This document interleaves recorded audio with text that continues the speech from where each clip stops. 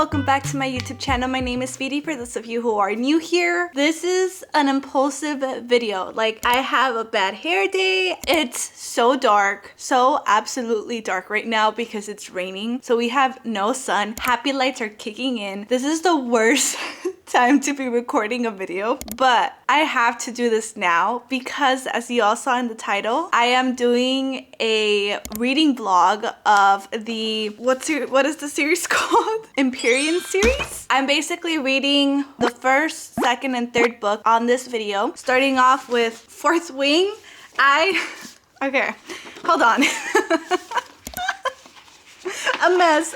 I just wanted to keep reading, so I decided, okay, I need to do the intro now before I forget to do it later. Fourth Wing, this video is going to take in a span of like about 2 months. You will see Christmas decorations. You will see a bunch of stuff that does not make sense because it is taking a span of 2 months. I first read Fourth Wing in 2023, so I know everything that's going to happen. I have not read Iron Flame. Onyx Storm comes out in January. It is December. I'm getting ready, basically. I already started the book. I am in chapter 9, hence why I decided, hey, let me take out my camera now because I'm about to start reading more and we already started reading the book. Just a quick warning, this video is going to contain spoilers. I kind of just want to give my genuine reactions and how I feel without like filtering myself, so I can just have someone to talk to about it, you know? Like, I just want to talk to someone about books. That's all I want to do. Am I oily, by the way? Am I really oily right now? Am I blinding you guys with my forehead? Anyway, we're at the point where Violet has gone through her hand-to-hand combats and basically has poisoned everyone to give her a better advantage. And now she has to fight Satan. Let's go ahead and keep reading this. I actually have to cook first, so I'm going to listen to the audiobook a little bit while I cook because why not?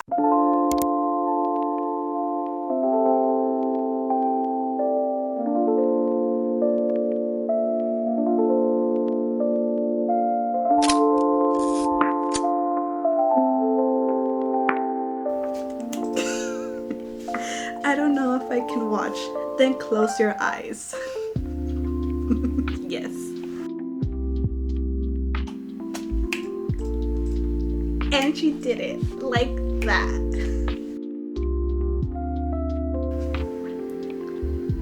I love how smart she is. We love when main characters are clever because when they're not strong, they can work towards that, you know? This is my favorite part of the book. The beginning, the trials. Love it. Does it make me evil that I laugh every time Luca dies? They like blow her out. I want to say like a candle, but they incinerate her. But it's just like, that's all I can imagine.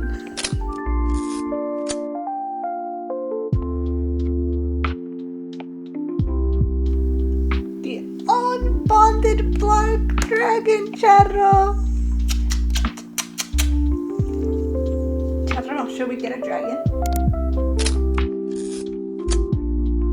Not one, but 2 dragons. I love Andarna. She reminds me of my dog. Here we go with little Dane once again. This is how I feel. Whatever. I love this. I love this about Violet. He starts saying, "You never been weak to me, Vi." Dane starts, but I shake my head. "Don't you get it?" I interrupt. "It doesn't matter what you think. It only matters what I think." Yes! Yes! Okay, I'm gonna go play with my dog for a bit. Andarna is the sweetest thing. I'm proud you're mine, even if I need a bath. So cute.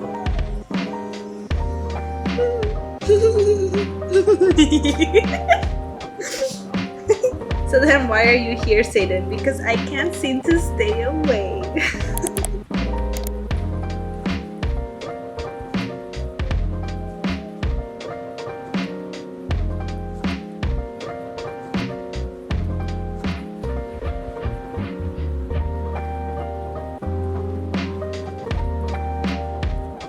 So I finished Fourth Wing last night. I remember a year ago, I was obsessed with this book. I wanted a dragon. It really got me into fantasy.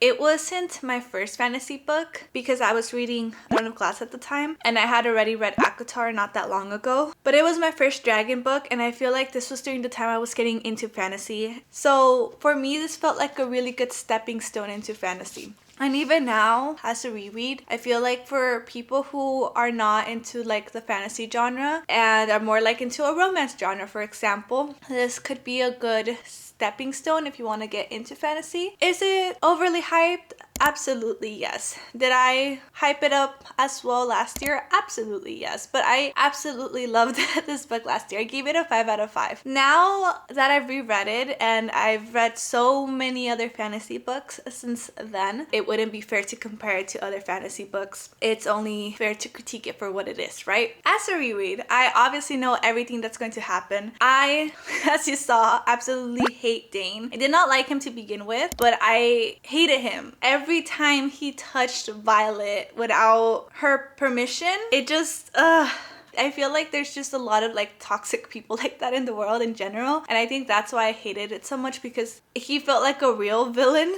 Jack was like a villain, a book villain. But Dane felt like that kind of manipulative person you can find in real life as well, without knowing that they are like that. The bond between Xaden and Violet. Something that I critiqued my first time around was that the enemies to lovers should have been dragged. Now that I'm rereading it, I realize I'm like, there was absolutely no enemies to lovers. They were kind of flirty from the very beginning. I do, however, understand that sudden obsessive feel with each other, because a lot of their feelings could be influenced by their dragons. The need to be around each other might have intensified because of that. Is it insta-lusty? Yes, it absolutely is. The reason why I didn't feel too enemies to lovers is because there was a lack of depth in their characters that I didn't notice the first time reading around. You really need solid foundations for these characters to get invested. I would have liked to see more like dragon bonding as well. One of my biggest issues with this book as a reread is that there's a huge lack of world building, which could be good if you are just getting into fantasy, because again, that can be a very overwhelming aspect. But considering the route that they're going to, it doesn't help. They focus too much on Basgiath and the trials there rather than like the overall development of the world. There's this whole world outside Basgiath that we get into in the last 100 pages, and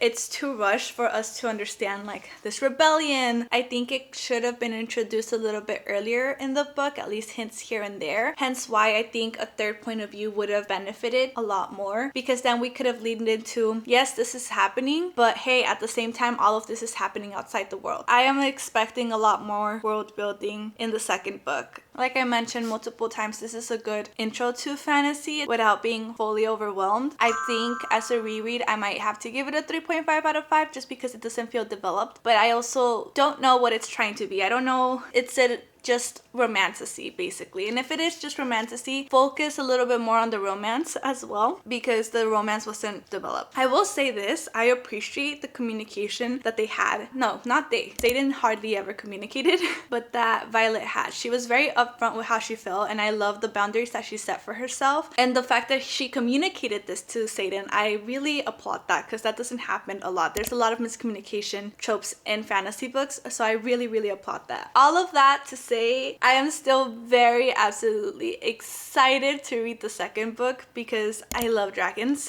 Those are my thoughts. This is going to be a very long video if I have not already said this at the beginning. I'll try to shorten it, but we're reading 3 books and we're dissecting all 3 books. It is finally time to pick up Iron Flame. I'm so excited because I literally just received Onyx Storm. I just like unpackaged it and everything. If y'all want to go see that video, shameless plug, but go watch my bookish vlog. This is my first time reading it, so all of the reactions you get will be like my genuine first time reactions. I have no idea what happens in this book. It says burn it down, so we'll see what we're burning down. We're talking about Liam right now.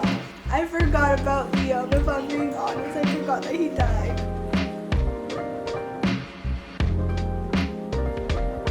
So Sometimes I feel like Violet is like a teenager. She just described how like love turns into misery and stuff like that, and I'm just like, Girl, just talk. Talk it through, talk it out. You're a baby adult. Are we going to play this miscommunication trope throughout the whole book? I really hope not. Her scales are black? She's a black dragon? She's a teenager, except with teeth and eventually fire.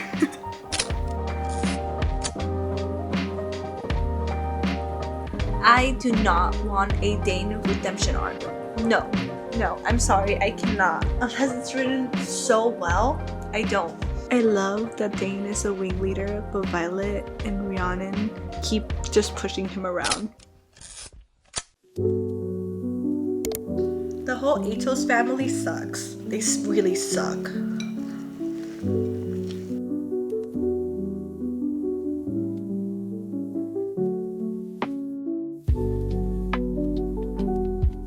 I feel like the mom obviously knows. I don't know, I just feel like that's why she also forced Violet into the whole quadrant, so she can learn how to defend herself because she knows what's out there. And then like the father obviously seems like he knew something to a certain extent.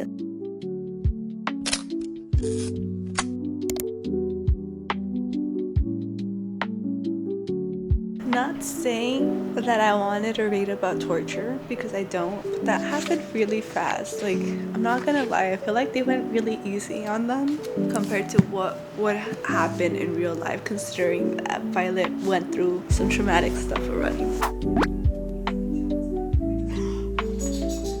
Jack is alive. I'm listening to it right now.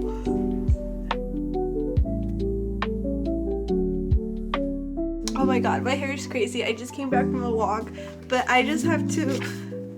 Jack Barlow is alive.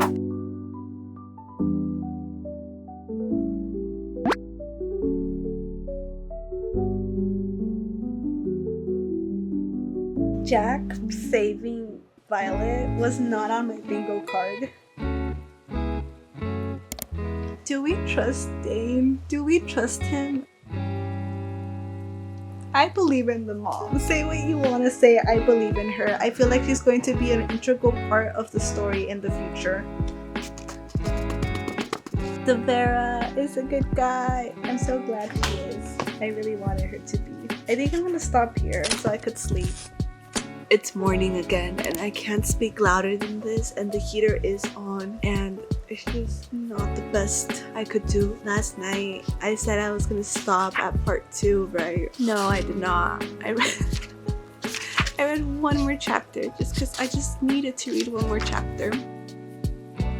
And Darna might never be a writer. She's gonna be so heartbroken if she doesn't know. I don't like that. When there's like a rival girl for like a man's attention, I guess. And I just really like when they kind of like work together, especially when they're two badass characters. I'm like, can y'all just like Keith and Makeup? Y'all should work together instead, you know? We're on page 514. We literally have like a little bit over 100 pages to go. I don't know if I'll finish it this morning. I'm trying to because it's nice and calm and peaceful, and I'm not gonna have time until later tonight to read. So let's read for a bit.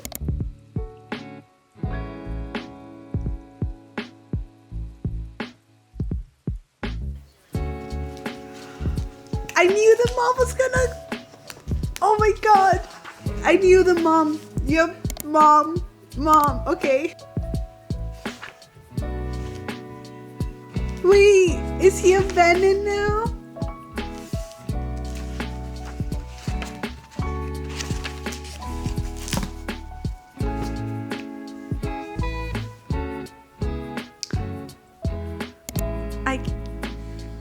Words.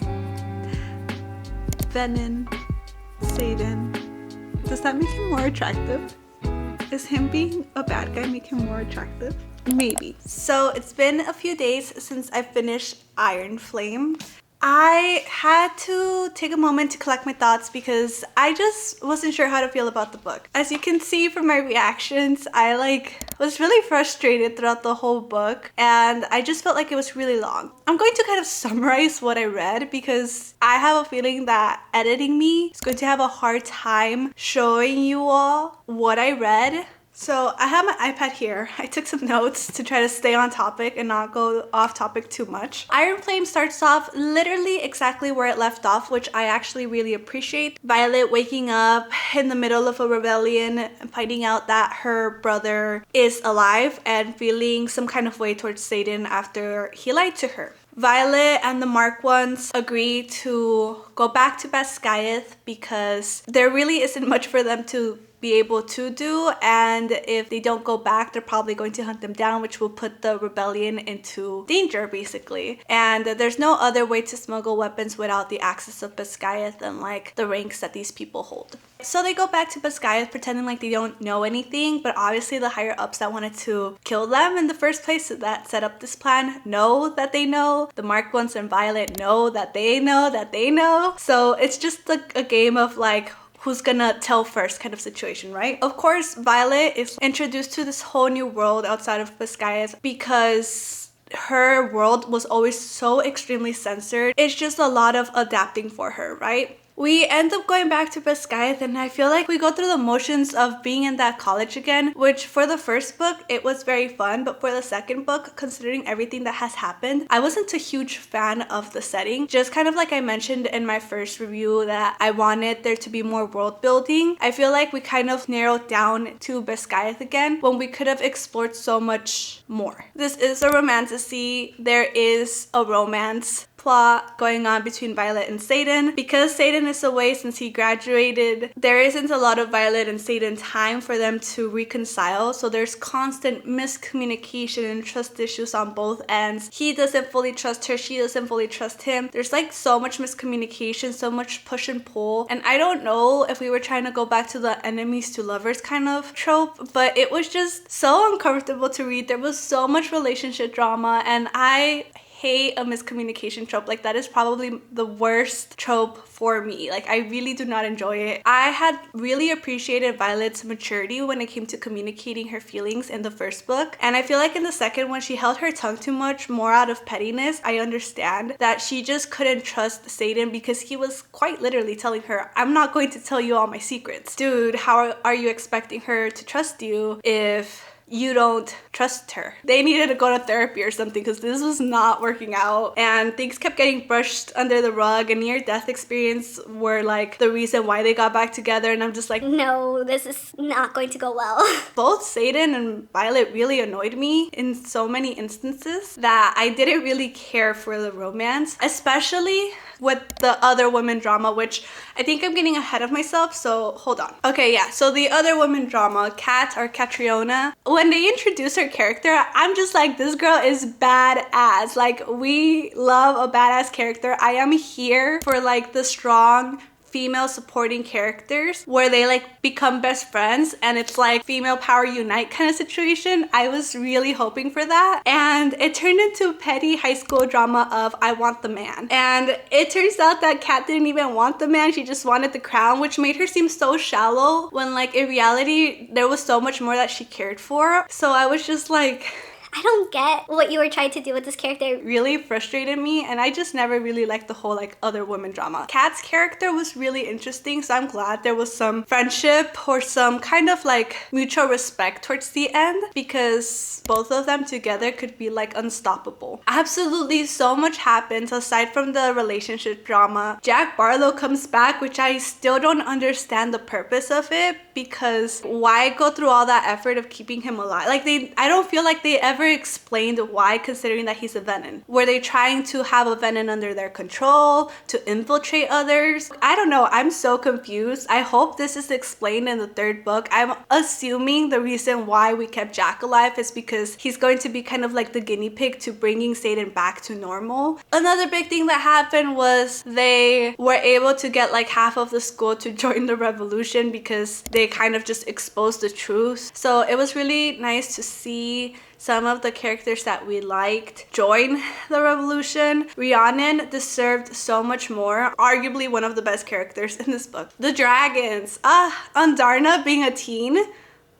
Hello, I am here for it. I complained about this in the first book that there was not enough dragon scenes, and there's still not enough dragon scenes. Andarna's reveal, in my opinion, was a lot more shocking than Satan's reveal at the end of the book. Andarna not being a black dragon was such a good reveal, and I'm like, okay. So Andarna being a teen and being so snarky with Tyrion was just the funniest thing to read. Of course, we have the Griffin Riders joining them, having to come together and learn how to work with each other to defeat this like bigger force, basically. The mother though, I like that one. I felt like we all saw coming because like the mother was kind of like that like hard love kind of person, you know? I just wish that the whole family had a moment and not just like Violet, because like Brennan and like Mira didn't get a chance to basically say like goodbye. I mean, Brennan was there, but Mira was not. I don't know. It would have been nice for them to reconcile with their mother before she died, because now they have this grief that they have to carry, but at the same time this anger with their mother, which could be very confusing. I'm kind of excited to see how they navigate that in the third book. And of course, we have Satan's big reveal that he turns Venom. That one, like I said, yes, it was shocking, but not as shocking as Andarna's in my opinion. If I had read this earlier, I wouldn't have been so like desperate to read the third book. Even now, I don't feel like I need to jump into the third book. But because then we see Satan's point of view and like not much has changed from the way he is, it doesn't feel like a terrible thing. We're going to go into more of a morally gray character because he's basically supposed to be evil now, but not really. I don't know, I actually find it kind of more attractive. I guess something's wrong with me. If it was like completely different where he wakes up, we saw him like caged in like a cell or something, and like his only thoughts are like, I want to destroy Violet, I want to kill her. I feel like that would have been a lot more drastically different, and it would have been like, oh my god, our poor Satan, what has he turned into? But because he is still the same with just a little bit more like impulses, it doesn't feel that impactful. And we also didn't get to see how everyone else reacted. We barely saw Sigil's reaction. Overall, what did I think about this book? I kind of already explained what I thought. It was too long. The miscommunication trope and the relationship drama made it so long, and it was reading the same arguments over and over again. If we had cut down on that or focused less on the romance, it would have been easily 200 pages less. Doesn't mean that Satan and Violet had to make up right away. Doesn't mean that Violet had to forgive Satan right away. It just means that we didn't have to focus too much on the relationship. There was also a lot of side quests. The magic in the world was confusing. I don't know if I just didn't understand it. I don't know if it wasn't fleshed out enough, but like the runes and the alloys and how all of that worked, it was just confusing. It might be a me thing. I might not be smart enough for this, but I was really confused reading that. I definitely did not enjoy this book as much as I did the first book, but that is a given considering that Fourth Wing was new. There were so many new exciting things to it. But I feel like a big part of it is that because half of the book takes place in Basgiath again, and we kind of go through the same motions of the first book, even though they're second years now and they have different trials, it's still kind of the same motions. I feel like that kind of made it a little bit lackluster, and there wasn't enough things happening to push the overarching plot, even though a lot happened, if that makes sense. I feel like it got interesting once we got to the rebellion, or the revolution. Technically it's a revolution,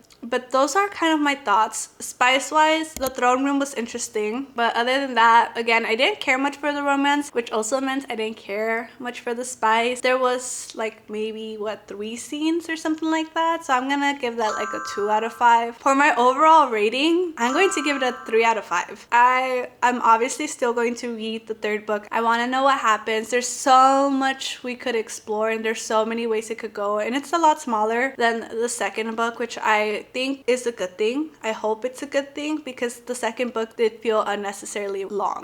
It is finally time to get into Onyx Storm.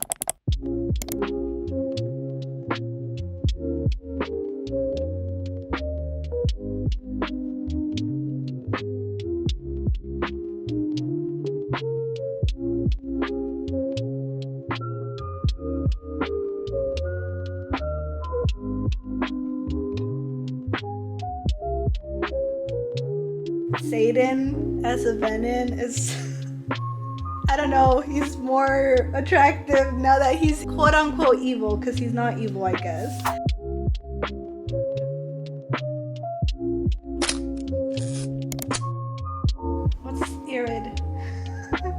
write down what's Irid. Hold on. Is she some kind of wyvern mix? Is Andarna some kind of wyvern mix? I feel like Venin are more complicated. Just kind of how like the Griffin Riders were meant to be seen as this evil. I think like people don't understand Venin and they're not willing to understand because of how dangerous they are, which makes sense because some of them are extremely dangerous. But I don't know. I'm kind of curious now, especially now that Satan's a Venin too.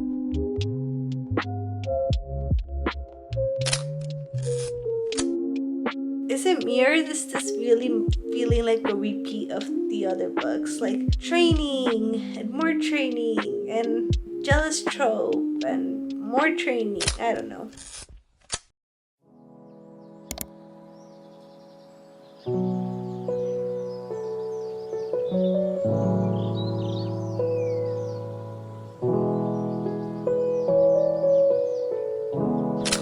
Back at this angle because I do most of my reading at night.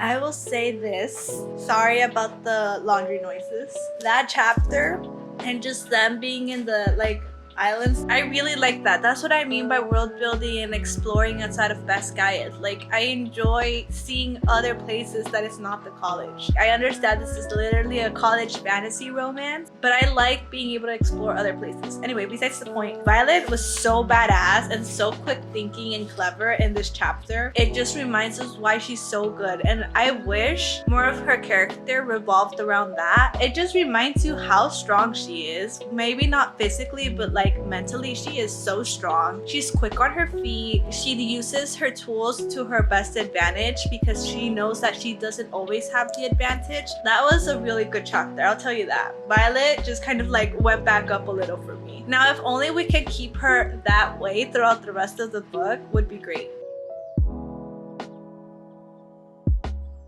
Sorry, my heater's on because it's so freaking cold and my nose is cold and my feet are cold and my hands are cold, and we just found out that Satan's mom, Talia, we just found out that Satan's mom is in one of the islands. Garrick isn't breathing. I have to stop because I'm gonna go walk my dog, so now I get to think about what's gonna happen next in the book. Ugh!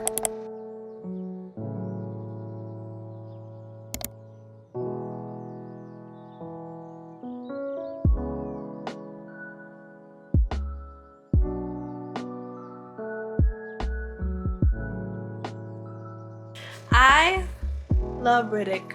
I love that he is getting taken from this comedic relief kind of side character, this like clown character, and he's like, You have to take me seriously. Like, I might be lighthearted and I might say jokes, but I still care about you. Like, you have to take me seriously. And then like Riddick confronting Violet about Satan and everything. Wow. I'm about to finish chapter 43.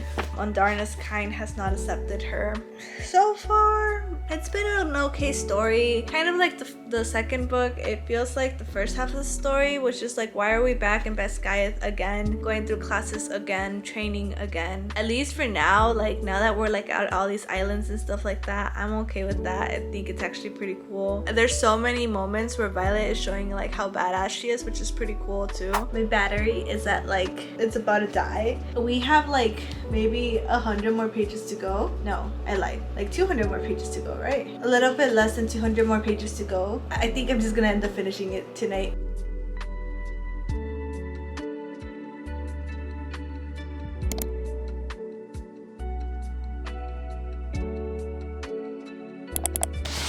I'm in chapter 57. I had to come to the living room so I wouldn't wake up my boyfriend. It's 12:20. I've got like 60 pages to go. Andarna left. I almost cried. Andarna's my favorite character and she left. And then right now they have Mira. Something's gonna happen. I don't know why, but I have a feeling Violet is going to turn Venin.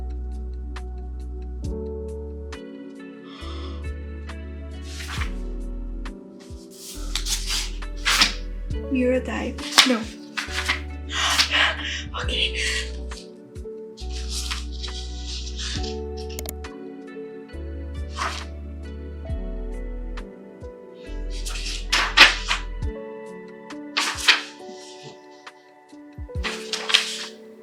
What?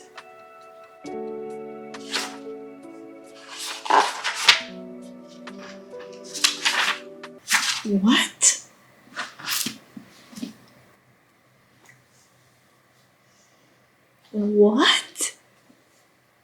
What? I'm gonna go to sleep. I think I need to process this. It's been almost a week since I finished Onyx Storm. I have finally collected my thoughts and I'm ready to discuss Onyx Storm, what I think, my honest thoughts and reviews. What I really appreciate about the series is that it picks off right where it left off. Satan is now Venom. Is he really Venom? Not really, because he's still himself. He is really just himself with some impulse controls. But his personality has not changed. He is still himself, which is what Violet is trying to constantly reassure people. I still find it kind of weird that for the people who do know are allowing Violet and Satan to be alone together, considering that they don't trust Satan but are too scared to confront Satan about it. So I'm just like, okay. What it's starting to feel like right now for the plot itself, so I don't know if this is the overarching plot, Violet has made it clear that she is trying to find a cure for Satan. She's doing this under the guise of looking for Andarna's kind. So because we did find out that Andarna is the 7th breed of dragons in Iron Flame, we are now currently looking for her kind. They're the the iridescent dragons. We are back in Biscayeth again in this 3rd book. This is definitely like college setting right now. We're back in Biscayeth. They're still 2nd year students and they are still training. They're still learning how to be soldiers, which is kind of funny because at this point all of these cadets have gone through at the very least one real life combat experience, while Violet and friends have gone through 2 at this point. I'm just kind of shocked that we're still being trained. We're in Biscayeth again and we're going through the motions of being a student again, which I was not very happy about that. It feels like repeat. Of course, Atos sucks, not Dane, but Dane's father, since he is now the principal basically of Biscayeth. He knows that he can't necessarily kill Violet, but he can punish Violet through her friends. Not only is Athos trying to mess with her, but apparently she has this big venom. What's her name? Theo something, that's trying to come after her. Since we're back in Biscayeth and we're back in this college setting, of course we need to kind of get Satan back into the college. So guess what? Satan is a professor now.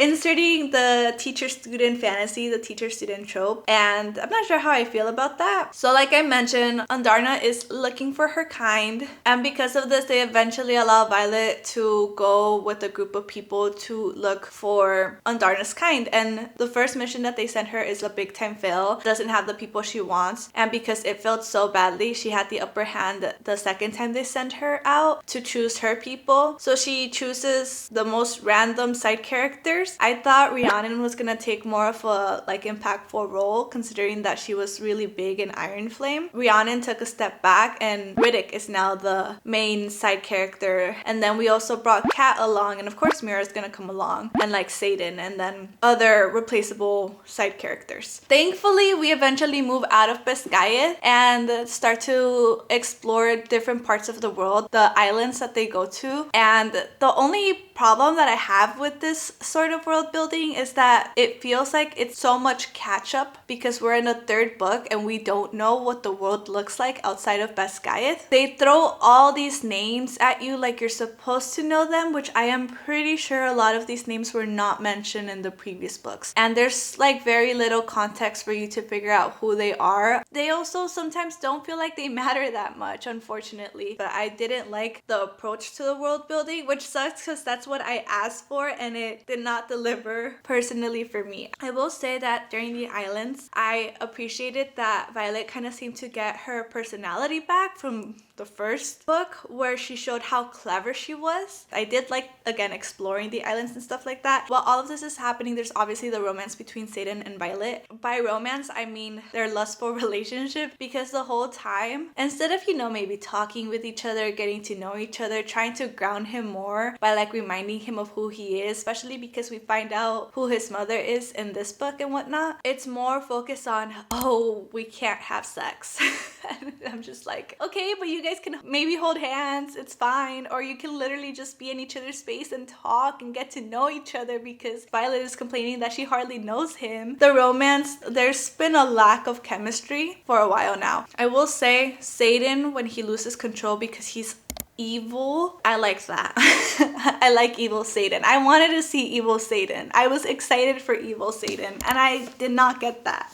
Garrick almost dies in one of the islands. That one was kind of shocking. Even though I feel like we didn't get to bond with Garrick too much, it was still kind of like, oh my god, he's about to die. when Tajer, whatever his name is, Kat gets this new boyfriend that goes along with them. I don't know why. She's just like, I just want to make Kat feel comfortable, and it's just like, okay. But Kat gets this new boyfriend, and like, he dies, and I'm just like, well, I didn't care for him. I didn't know him. I feel bad for Kat, but that's about it. Eventually, they're like going through all of the islands, they're losing hope, but Andarna's kind, the iridescent dragons, actually find her, and they turn out to be very peaceful and judgy dragons and reject Andarna. Our poor baby girl is rejected by her own kind, and I feel so bad for her. I don't know, I can't remember what happens between the islands and coming back, but at some point, one of Andarna's kinds comes back to Navarre to tell Andarna like, hey, you can come back with me and I'll teach you everything you have to know, but you have to break the bond between you and your rider. Obviously Violet's like,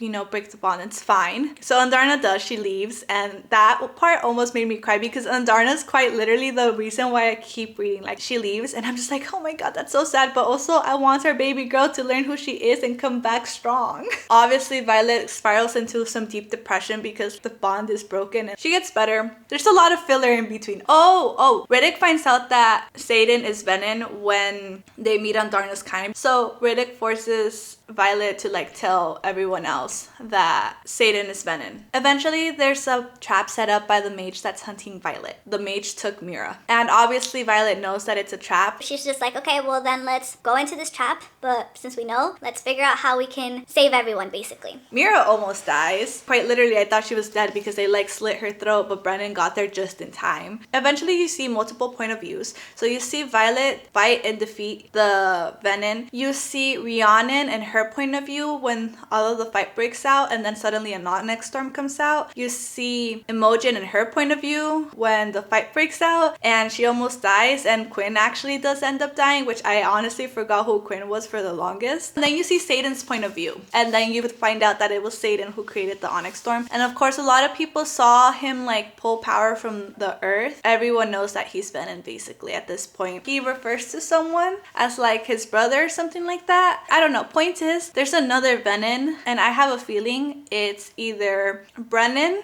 or Garrick. It might be Riddick, but I'm pretty sure it's Brennan or Garrick. Eventually, we go back to Violet's point of view. She like wakes up disoriented. She's told that there's riders missing, there's eggs missing. Andarna's back, Satan is missing. So we're back to Satan being actual Venin this time, a true Venin, because he was trying to save Sigel from like being killed. I suspect that Taryn and Sigel's bond is broken because she can't feel Satan's bond and she can't feel Sigel's bond, and Taryn is asleep. And then Violet conveniently doesn't remember anything because she told Imogen to wipe her memories. And she wakes up married. Oh yeah, that's right, she's married. So now she's the Duchess of Tyrandor, however you pronounce that. I don't know if you could tell by my enthusiasm and the way I explain things that I was not a fan of the book. I did like some parts. Like I said, I did like exploring the islands and stuff like that. I just didn't like the way we went about the world building, as I mentioned. I did not really like the romance, as I mentioned. It was very lusty when I feel like we could have worked on actually bonding. As much as it hurt me to see Andarna leave, I don't think she should have come back so soon. I think she definitely should have waited to come back until she learned more, just to kind of leave you marinating in that, you know, sadness, because and then it's just like, what's the point of like making her leave and then come back suddenly? I feel so harsh with this review, and I did not want to be another like hater to this book. I did enjoy parts of it. I did enjoy reading it, but it just was a lot of filler, and it was a repeat of Iron Flame. I will be grateful that it was a lot shorter this time around, but it was just genuinely the same thing. Beskayeth, training, some kind of minimal world building, big battle, Satan is Venin. That's literally all it was. And I'm starting to get kind of discouraged with the series in general. Since it's a romantasy, it's clearly a romantasy book set in a college setting. We should have just focused on the romance. There shouldn't have been this great overarching plot. You could tell that this was not meant to be this long series because there is no clear direction. If a book is going to be a romantasy where romance is the main plot in a fantasy setting, then let's focus on the romance. We don't have to have this epic story. If it's a fantasy with a romance subplot, then focus on the fantasy, focus on the world building, focus on the conflict, on the overarching plot, and put very minimal focus on the romance. This series feels like it's trying to have both, and because it's trying to have both, there's no focus on either one, and it's just hard to make it this really big important series. Are we going to start the next book in Basquiat again? Where are we going to start the next book, right? Is Satan actually going to be Venom this time around, or is he still going to be Satan? Because it seems like he's still Satan if he was able to logically come up with this plan, marry Violet to leave the Duchess title to her. So like, is he actually gonna be evil or not? I'm really sad because I like went full out and got sprayed the edges and everything, and I'm not really looking forward to the next book. I feel like I'm to blame for how much I hyped up this book in my head, that the expectations might have been too high, but at the same time, I don't know. I'm just kind of sad. I'm a little bit disappointed, I'm not gonna lie. Without like completely making this a negative review, because I also do think it had its like sweet spots, like Riddick. Riddick had the most character growth. I like that he acknowledged that he's basically a clown. He's the comedic relief, but to take him seriously. And I appreciate that from him. I loved Andarna. Andarna's just my favorite. I feel like she should be the main character. She has an overarching plot. Andarna's great. She's a teenager. She is processing these feelings of rejection because her family does not want her, basically. Andarna is such a complicated story, and I just wish she had more scenes at this point, because honestly, that's the most interesting part of the book right now for me. It's just the dragons, Andarna. I think another thing with me is that the main characters, Violet and Satan, didn't feel like they've grown at all since the first book. That's like a big issue for me, but oh my god, I just said I'm not going to make this negative and I keep just complaining about it. Love Riddick, love Andarna, like the exploring the islands. Overall, as you can see by like